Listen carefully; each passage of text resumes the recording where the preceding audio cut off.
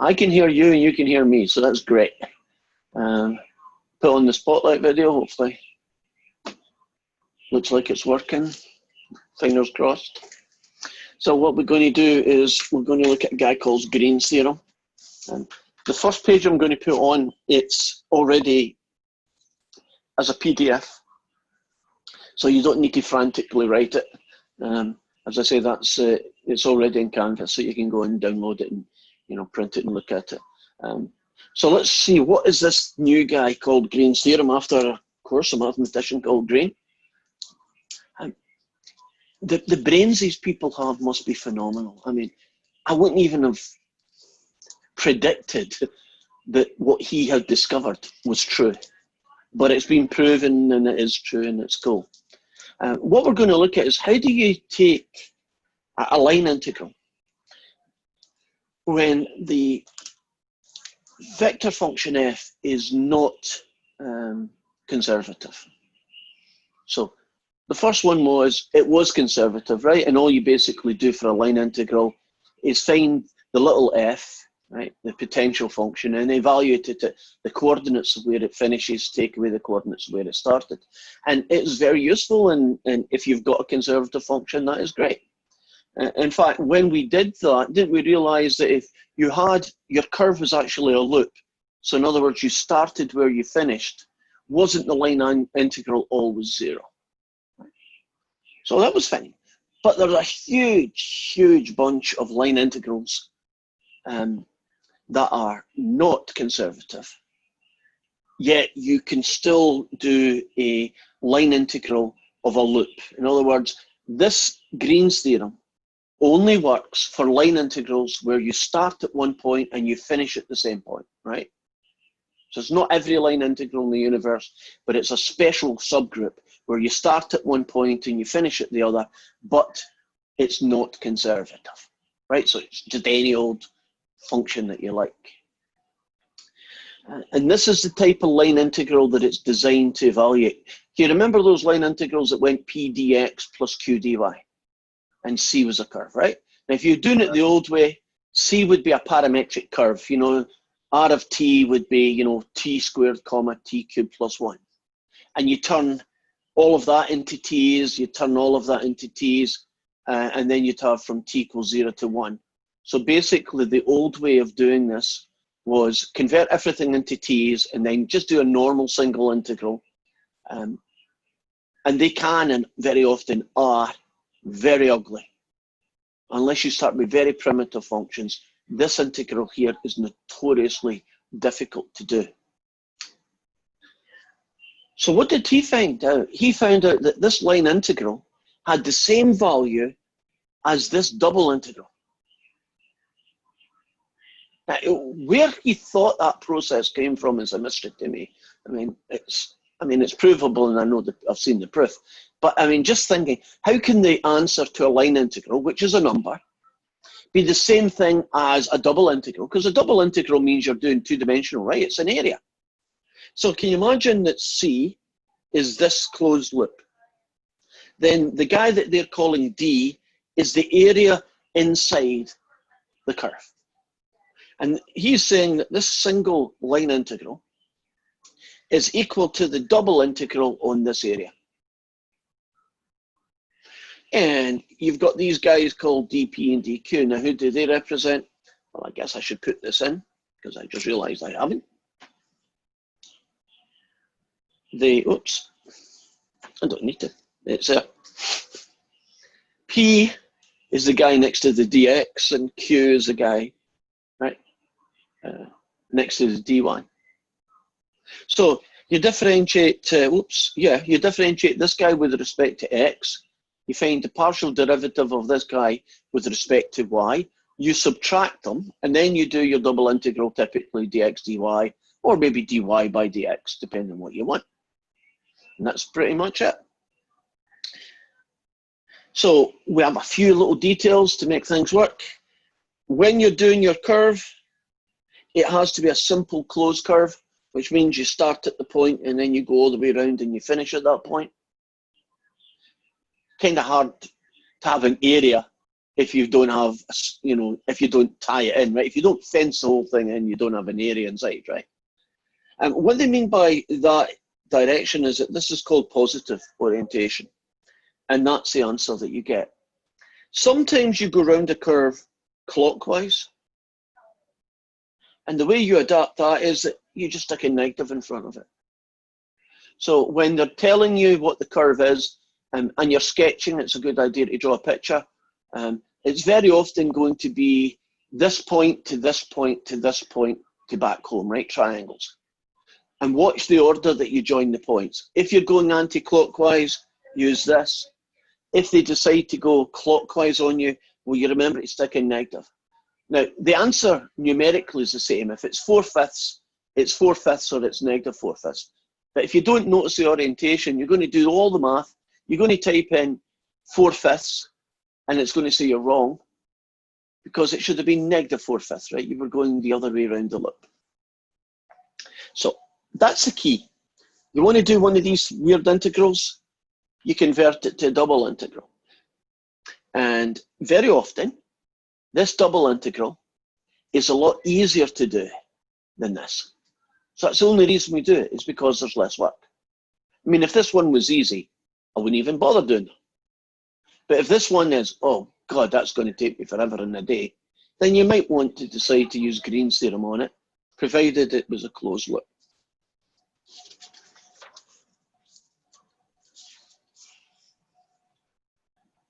Now this is just some notation. Your line integral can be called p dx q dy. You'll see in some text they put a little circle around the integral. That's the same thing, it's just another notation. I kind of like the circle one because it reminds me I'm integrating over a closed loop. And this notation up here can be used for any kind of curve C, even the ones that, you know, start someplace and finish a totally different place. Now, what we've got here are some examples of when you cannot use Green's theorem. To be a simple closed loop, you basically just need to be a blob. And the area inside is easy to define, right? So this one's no good. Right, can you imagine you started and you finished, but it makes like a figure 8 shape? What's the problem with that? There's a crossover, right? There's a crossover. The area inside exists, but it technically isn't it two separate areas. And you might be able to do the math. In other words, you can use the formula, but don't, because it'll be wrong. Right? It's a bit like, you know, you can use L'Hopital anywhere you like, but if you use it when you shouldn't, you get the wrong answer. So that would be an issue. And the good news is none of the homeworks do that to you, but it's, you know, background information you should be aware of. Don't do loops if there's undefined values inside the middle of the loop. Can you imagine you had a function that had a vertical asymptote at 0, 0? So you've got a loop going around it, but at 0, 0, there's a discontinuity, right? It's not, it doesn't exist. That will kill Green's theorem as well. Again, none of them happened in your homework, but to show you what you can. A bit hard to imagine this, but can you imagine someone described a curve or a formula, let's call it, and it ends up being two separate curves. So essentially you get two separate areas. That would be a no-no.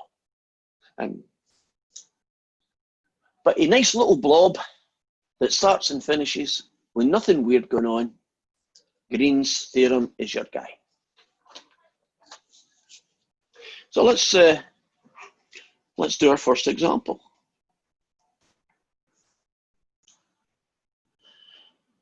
Suppose I'm being asked to find this line integral, and it's xy dx plus x squared y cubed dy.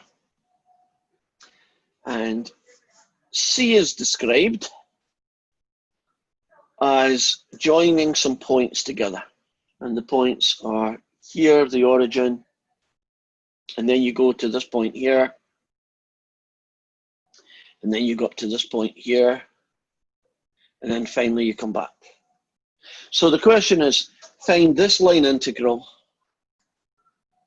on this closed curve, right? Perfect candidate for Green's theorem, right? Perfect candidate. The guy that we're going to call D is basically right the inside of that triangle. Now, according to Green's theorem, this is equal to a double integral over the region D of the partial derivative of Q with respect to X, take away the partial derivative of P with respect to Y, and I'll just call it dA. dA is what? dx, dy, whatever. Now, in this question, that guy's called P, that guy's called Q, right? So let's do some working down here. P is equal to xy. So the partial derivative of P with respect to y is just x. Q is x squared y cubed. So the partial derivative of Q with respect to x is what? 2x y cubed. We cool? So let's put the package together. That guy is 2xy cubed. Take away that guy. I'll don't call it dA for the time being. Right, now, region D. So this takes us back to, God, when was this? Something like week 2, week 3. If you want to do this as a double integral, don't you think of a little vertical rectangle? And what does that mean? It means that in this case, the region D is the y values go from the bottom, which is 0, to here. Now, if you continue this line, can you trust me that it's y equals 2x? This line here, right? Doesn't matter what direction I'm going, but you get it, it's y equals 2x. I'm looking at puzzled faces. Are we good on that? Do you want me to show you how I know the equation of that sloping line? This line here is y equals 2x. It goes through the origin, goes through the point 1, 2, its slope is 2x. Right? So from the bottom of the rectangle, which is y equals 0, to the top of the rectangle, y equals 2x.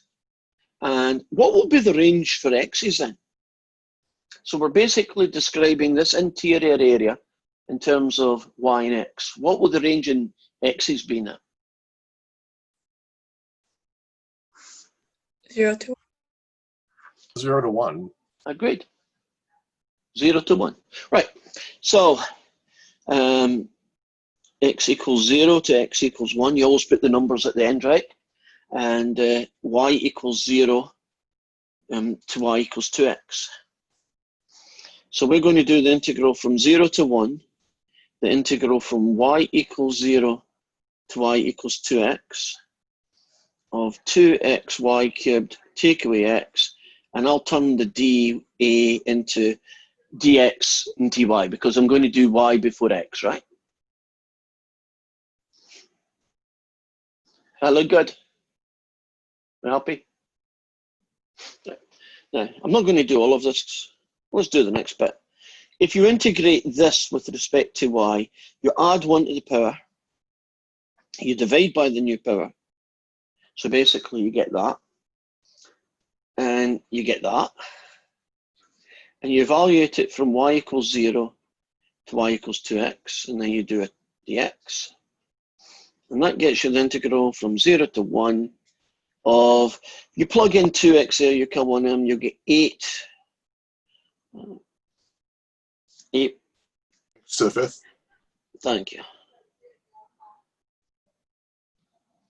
And if you plug it in here, you get what? 2x squared dx. Right, can I just dot that because you're back to Calc 2 world now? Yep. And musically enough, that ends up as 2/3. Thank you. Looking good? Mm-hmm.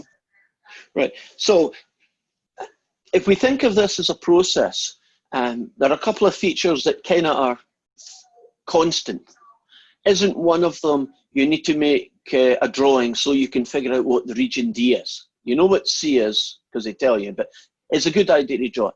The most likely shapes you're going to get out of these, from what I've seen in the homework, are triangles, which we've shown you, or predetermined ones. Predetermined ones are things like x squared plus y squared equals 1, right? You know, or the area between y equals x squared and y equals x cubed, you know, things like that. So you need to get D, check. You need to identify P and Q so that you can figure out what this is. And then it's pretty much double integral world. Most likely double integral are the classic x and y's, like we just did here. Occasionally, just occasionally, can you imagine that the area that you're dealing with, right, the curve that you're dealing with is a whole circle or half a circle or something? Can you imagine that in those questions then the dA might be converted into polar?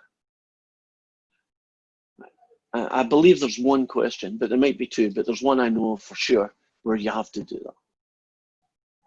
So I'm about to leave question 1. Do we feel comfortable about how we got it? Right. Go.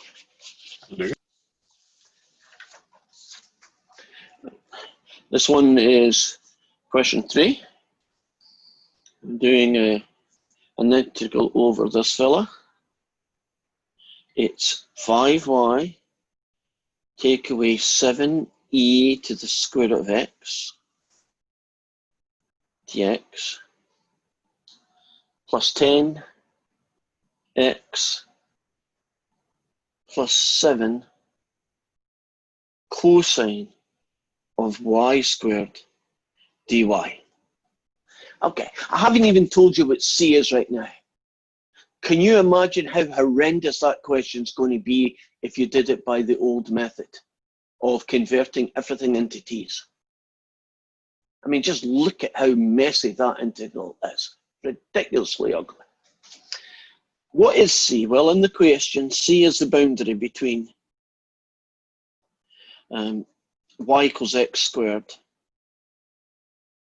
and x equals y squared, which is the same thing as saying that. So I'll draw a little picture of what that looks like. That's what y equals square root of x looks like, and this is like y equals x squared looks like. So the curve that they're talking about would be this curve here. That would be C. And the area that they're talking about is the banana shape, right? The eye shape. So we've got the thing set up. We know what the line integral we're being asked to calculate is, and we know what the curve C is, and therefore the area that's bounded by C is. So we I've always put been this tripped up by trying to find the y value for the D on these specific ones. Is it going to be x squared over root x or the other way around? Okay, let's look at that. We're coming up on that right now. I'm just going to set up all the pieces that you need for this. This guy here is that, right? So when you do a partial derivative with respect to y, oh, it's just 5. That was nice. What about q then? Well, q is all of this stuff. But if you do a partial derivative of q with respect to x, it just ends up that. Ah. So do you see that that's going to be a lot less work than trying to deal with this original horrible thing up here? I'd be, suppose it was a parametric curve like x equals t and y equals t squared, right? Nothing too major. Do you know how bad that integral is going to be if you did it, you know, the good old-fashioned way of last week?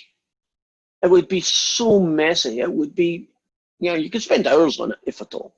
Pick up the whole page, maybe 2. Yeah. Now let's look at D, which comes to your question now. If you're going to do an area like this, Unless there's a reason not to, I would start off by imagining a typical rectangle. And that rectangle is going to start somewhere and finish somewhere, right? And it's starting, try to find my black pen, here we are. It starts clearly at the origin, and can you trust me, it finishes at 1. So if I wanted to describe D, I would say that X goes between 0 and 1.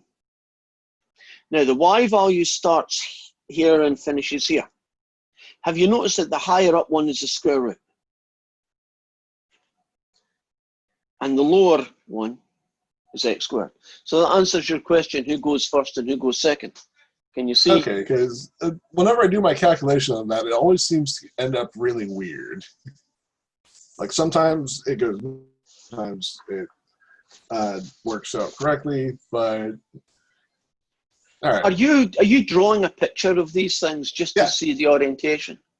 I am drawing a picture of it. So. Right. You just got to be careful. When you draw these little typical vertical rectangles, the top number in your integral is going to be the top number, right?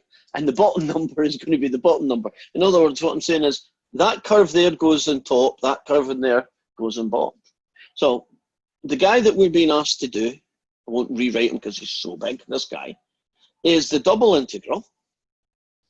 And got all my bits and pieces here. dq by dx, take away dp by dy, dA. The region that we're talking about is 0 to 1, and y is going to have x squared on the bottom and the square of x on the top. Right, are you happy about the creation of the double integral, where you get the pieces? Right. Now that's going to be the integral from 0 to 1, the integral from y equals x squared to y equals the square of x. And basically this guy is 10, take away this guy is 5. And I'll still keep it as dA for a few seconds more. Then it's going to be integral from 0 to 1, from y equals x squared to y equals the square of x, 5 dy dx. At that point, I'm just going to pause that and go on to my notes. You get 5/3. That checks out. Are we cool with that? Kind of just ... because I ran out of room. Right. So you've got a structure here, right? Green's theorem is not a kind of vague thing, right? Your curve C generates an area D. You've got to figure out what the limits on X and Y that make that D happen. You know who P is and Q is, right? P is the guy next to the X, Q is the guy next to the Y. So that allows us to get these two fellas. So that allows us to get this. You put that together, you've now got a double integral, which we're probably quite good at now, just because we've done so many of them, right? We're much more comfortable, I hope, in doing double integrals. And typically, it's not a surprise, one or other of these guys is not going to be a pair of numbers. It's going to be a y equals this to y equals that. You could do x equals this to x equals that, and it would work equally. I mean, you see this guy up here? I could have twisted it a little bit. Couldn't have done a horizontal rectangle instead? And that would be x equals x squared to x equals square root of x, the square root of y. Square root of y, yeah. And then go 1 to 0 and you're good. Or and you get exactly x equals square root of y, x squared to square root of y, because you're going the other way around. So you're going to go x equals function of y to x equals function of y, right? And that would be what horizontals do. And the only time I would ever think of a horizontal is if I can't do a nice vertical. I think verticals just make my brain feels much more comfortable with a y equals this to a y equals that. It's much easier to see. So that's why I tend to choose it that way. Oh, I'm going to move this. Are we good before I move on? Right, got a nod. I'm moving on. So you can imagine what we've got here.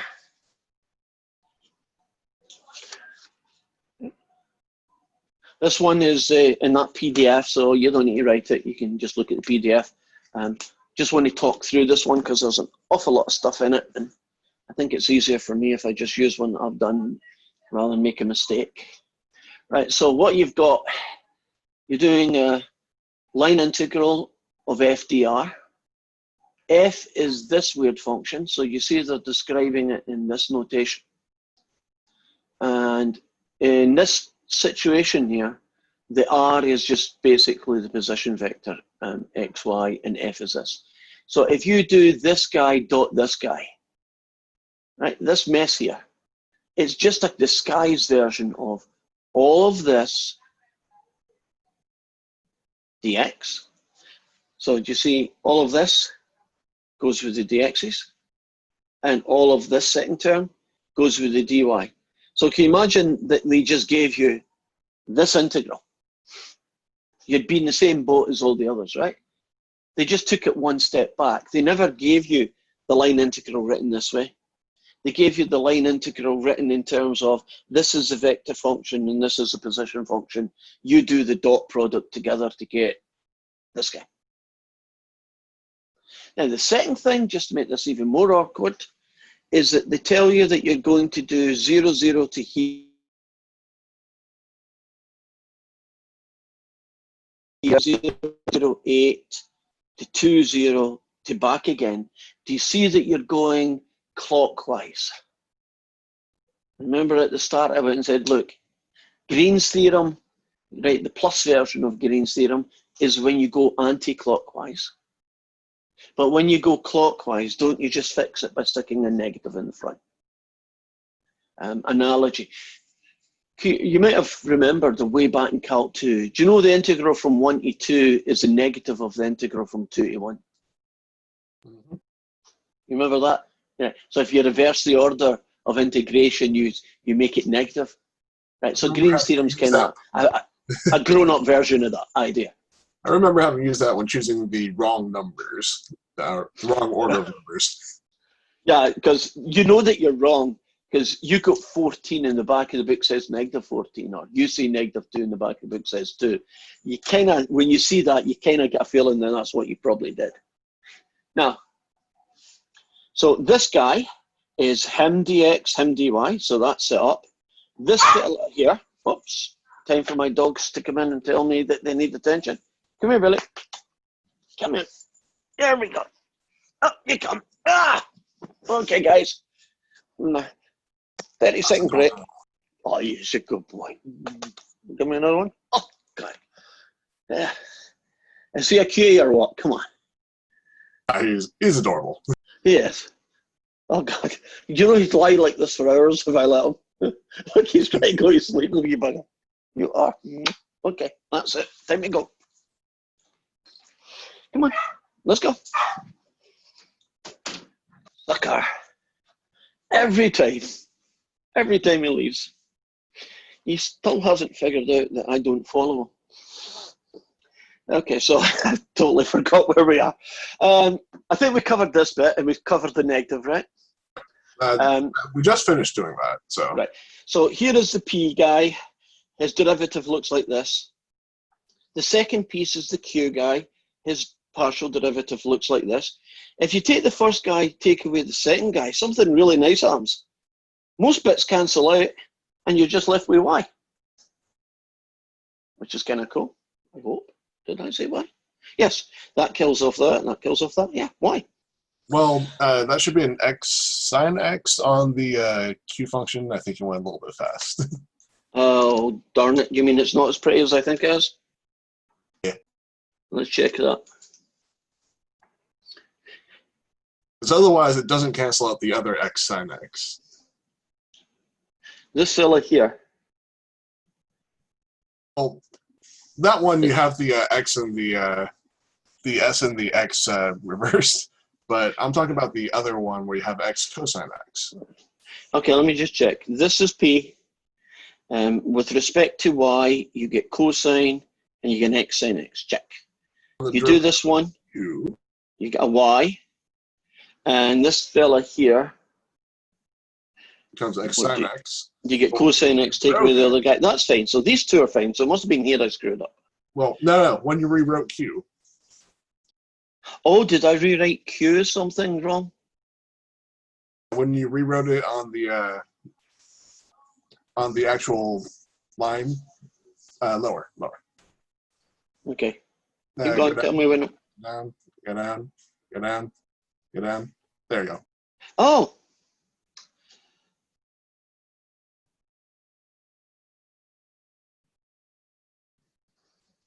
That's better. And I'll just say ... After a few hiccups, you still get y, even if I didn't write it down. So what we're looking at here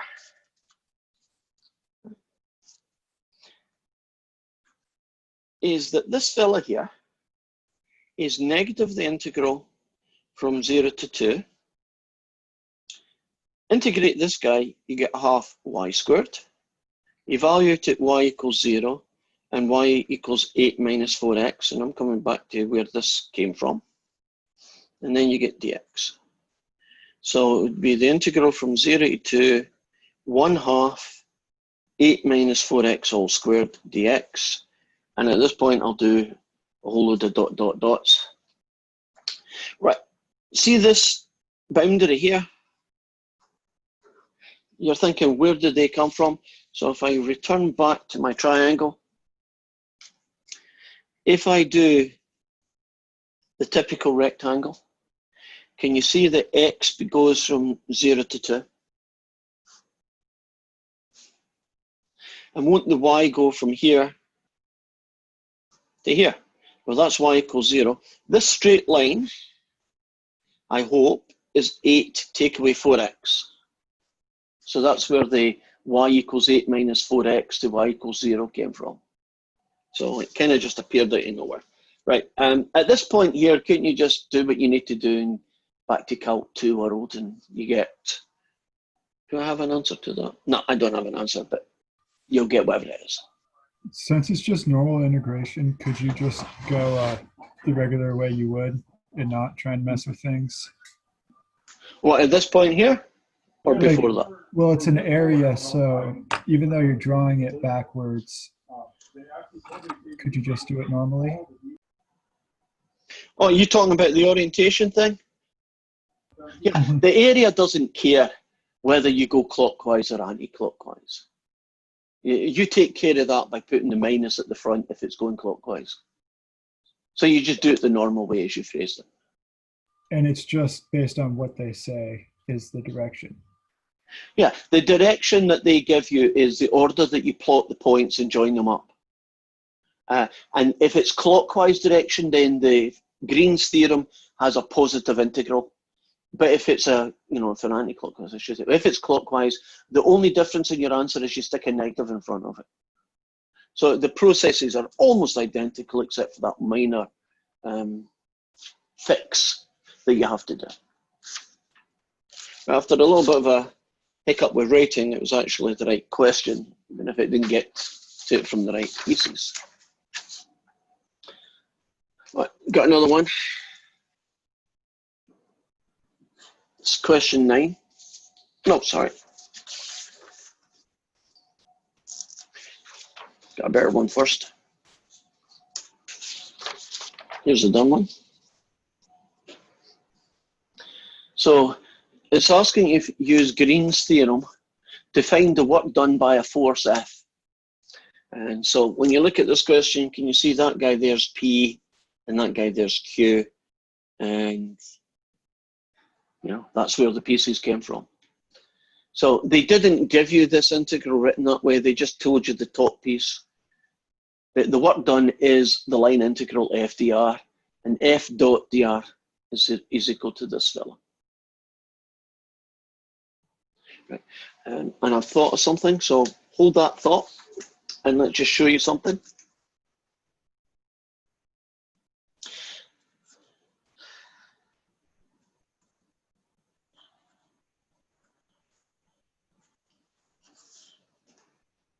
In these questions, we assume the f is written with the first function is going to be p and the second function is going to be q, and the r is the position vector x comma y. Now, if I ask you to find f dot dr, and I'm going to prove to you that that's just the same thing as the typical line integral that everybody else is, right? And I've just been writing that down, but I'm going to prove it to you. It's not much of a proof, but I will prove it to you. If r is equal to xy, then dr is 1 times dx, comma, 1 times dy. Yeah, What do you do if you differentiate that with respect to x? You get 1 dx. And this one, you get 1 dy. So that guy goes here. So what you're going to have, you're going to have a pxy, comma, a qxy, dot product with a dx, comma, dy, which gets you that guy plus that guy. Makes sense. Right. So I've just been doing that without justifying why I can do it. But we go with that now. Right. So back to our question. Once you've set it up, it basically becomes a Green's theorem, doesn't it? Where you got this fella is going to be my P, and this guy is going to be my Q. And the shape that they described it in terms of was this triangle, which seems to be their favorite shape to do with Green's theorem, right? They seem to love triangles. The last question that we'll do today involves a quarter of a circle, just to show you, you can have other shapes, right? Now, if you take this shape and you do your typical, in my case, vertical rectangle. In fact, if it's a triangle, will you just always go vertical? I mean, you want a rule, there's a rule for you. In this case, can you see why the x's go from 0 to 6? And can you see, well, can you trust me that this line here has the equation y equals 6 minus x? So you go from 0 to 6 minus x. Now, if you set this fella up then, if you take this fella here and you differentiate him with respect, you take this guy here, which is q, and you differentiate with respect to x, you get 2xy.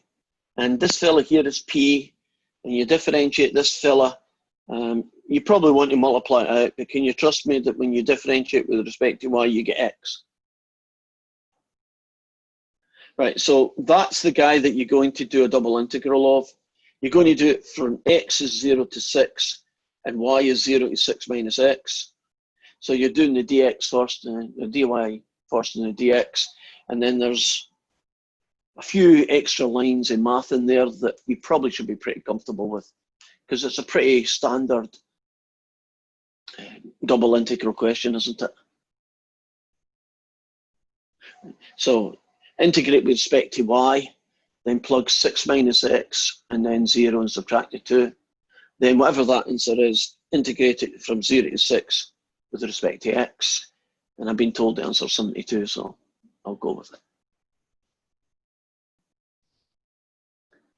Right, any questions about that one? Last chance, because we get one last guy after this. Okay. Now, hold off a minute, I'll see if I've got the guy. I do.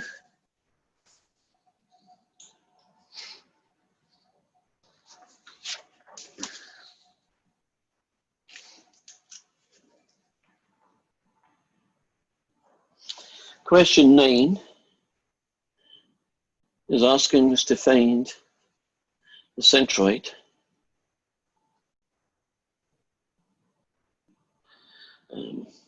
x, y bar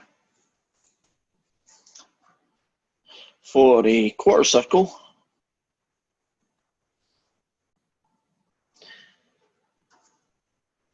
radius A. Now they do give you some more information, but I'm going to just show you basically what the sky looks like.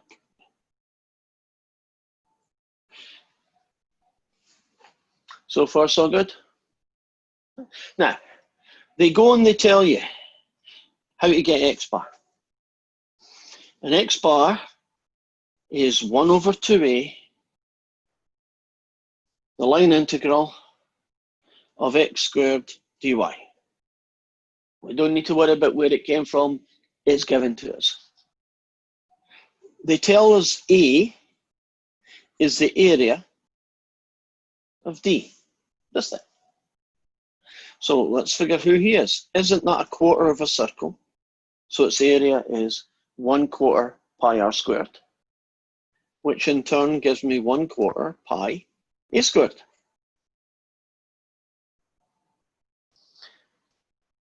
So far, so good? So let's get x bar. It's 1 over 2 of these guys, which is what, 1/2 pi a squared. This line integral of x squared dy. So that makes x bar 2 over pi a squared.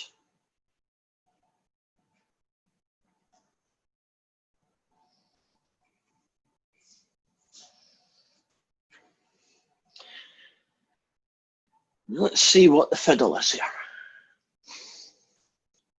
The line integral that I'm being asked to find is a single variable one. Do you know the one that only has a dx or only has a dy? In this case, it's only got a dy part to it.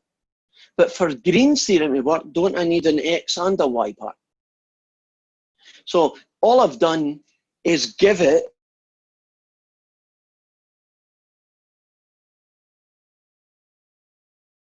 a dx to have a presence, but I don't want it to be equal to anything, right? I don't want to add a number that's not meant to be there. The 0 dx does that. Are we good? Okay. Now, in this case then, won't P be 0 and won't Q be x squared? And I'm having some,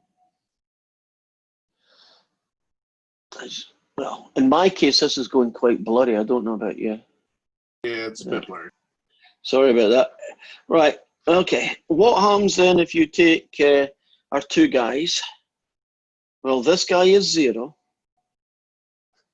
And if you take the second guy, you get 2x. Are you happy with that? Now, this shape up here, this is D. It's quarter of a circle. This is one of the few times where we didn't get a triangle. And so we're going to just work on this a little bit more to see what we can do with this. It's going to be the double integral over D of dq by dx, take away dp by dy, and I'll call it dA. And that becomes 2 over pi a squared. I'll still call it d for the time being. And what do we have? We have 2x dA. Now, dA represents technically a little square, a little piece of the area, right? And it's normally dx dy or dy dx. But in this case, do you know, I think it would be better to turn it into polar. Now, why am I thinking that? I'm thinking it's better to turn it into polar because isn't it easier to describe this region here in terms of polar coordinates, in which case I won't do a dx dy, I'll do an r dr d theta guy, right? I'll do a polar. Now, if you want to do this as polar, won't r go from 0 to a? And what angle will theta range from? 0 to pi over 2. Would you agree that's actually quite nice intervals, isn't it? Which is again why I chose polar. So this fella down here is, there's a square there, is 2 over pi a squared. the integral from r equals 0 to r equals a, the integral from theta equals 0 to theta equals pi upon 2. The 2x becomes 2 times the polar version of x. What's x equal to when you convert it to polar? R cosine theta. I hear r cosine theta. I want to see at least 2 nodes. Good, I got it. Well, you just going to node anyway, but you knew it, right? So that's going to be r cosine theta. And instead of dA, do you notice because it's polar, there's an r dr d theta? It's so easy to forget that little r guy. You remember that guy there? Right, now if I put this package together, I get this fella, the integral from 0 to a, the integral from 0 to pi upon 2. It looks like 2r squared cosine theta d theta.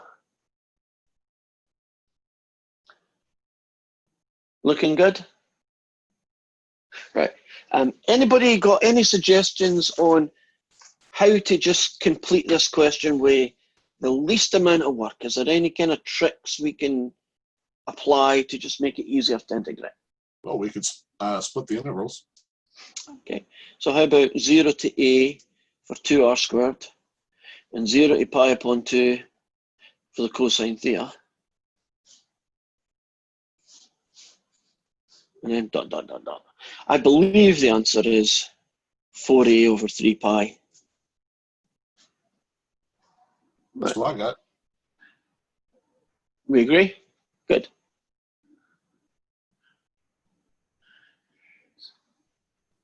So to conclude, because perfect timing actually, are we happy that this thing called Green's theorem is a algebraic trick to find line integrals of closed curves in such a way that it makes your work easier? That's the only reason they're there, right? Now, if you have a line integral that is very simple and easy to do using the usual techniques, which are turn everything into t's, right? Then Green's theorem doesn't need to, you don't need to worry about Green's theorem, right? You don't need to do it. But can you imagine that there are going to be lots of questions where if you try to do it the good old-fashioned way, it would take you forever and a day. But if you did Green's theorem, it ends up being a rather nice double integral that's much easier to do. And especially in those cases, then Green's theorem is worth its weight in gold. And the one that comes to my mind, and I hope I can find it now, to show you a classic reason why Green's theorem does such a good job. Right. Can I remind you back? Oops, excuse me. Can I remind you back to this fella? Could you imagine trying to do that the usual way? How horrible that would be if you turned everybody into a T. Right? I'm not even sure it's doable. In fact, it's even more interesting. They could have made it worse and it'd still be easy to do. See how that says 7 cos y squared? Do you know I could have called that 7 square root of y cosine of y squared e to the square root of y plus 1? And it still would have ended up being 0. Right? It wouldn't have actually entered into the question. And see all this horrible stuff that we're doing over here? See that fella there? Couldn't I have made that even more uglier as long as there are only x's in it? And that wouldn't have mattered because that would have turned into a 0. And so all you really ended up with was what, a 10 and a 5. So if you're looking at an integral, a line integral, and it looks decidedly ugly, and I think that is a candidate for decidedly ugly, wouldn't that be a candidate for Green's theorem? Even if the question didn't say it, you should do it. And another point, and I am going to be finished after this, I believe the first couple of questions certainly the first one from what I recollect, asked you to do it with Green's theorem, and then asked you to do it the usual way. Now, it's going to be the same answer. Can I suggest that you don't do it the usual way, but just do it the Green's way, and if it's 4/5, put 4/5 in the other box, right? Because some of them, if you do it the other way, you're still going to get the right answer, but you could spend half an hour fighting your way through the bad math. And I know why they do it. I believe they're saying, hey guys, do it Green's theorem. Oh, great, 10 minutes done. Do it the other way. Oh God, 50 minutes. I don't want to do that again. That will make you think Green's theorem is a good idea. But to save you the pain, will you trust me that Green's theorem is a good idea, right? So you don't physically need to suffer at least one, if not more than one, 45-minute question just to convince yourself that Green's theorem does a good job. Is it just one that does that? Just the first one. Just the first one, right. So for just the first one, then just do Green's theorem, call it good. Right, that's me. Is there any questions? Okay. Now, things are going good, so I'm going to break my own rules.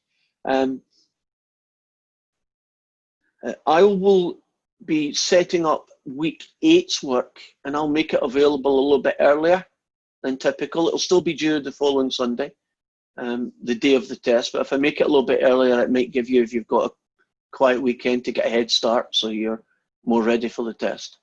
And I'll probably do that on Friday evening. So when we see you on Friday, your job is to ask me homework questions or to go over some things that don't make sense to you, tidy up loose ends, and that's me. Any questions? Oh, this is actually turned out a lot easier than I expected it to be when you talked about it yesterday. I love that because I'm very arrogant, and I think I must have done a good job at teaching that. Yeah, so I'll make sure that we're straight tomorrow with that. No, I think someone's talking about something else. I was going to say, I like that because that hopefully means that I taught it well. And if you make something seem reasonable and obvious, that's a good sign, right? Because it should also mean that you could do them yourself now, right? Mm-hmm. Okay, bye-bye, guys. Bye. 1 second. I was wondering if you could open up the attempts on the homework. It's only showing one attempt for me. I don't know if anyone else. Oh, it'll show that for everybody. Is that in both or one of the sections just? Just the Green's theorem. I just got into it. Right. Well, let me go and fix that for you. And give me 10 minutes and it should be up and running. I think when I do that, when you go back in, you've got the other 5 shots, right? Mm-hmm.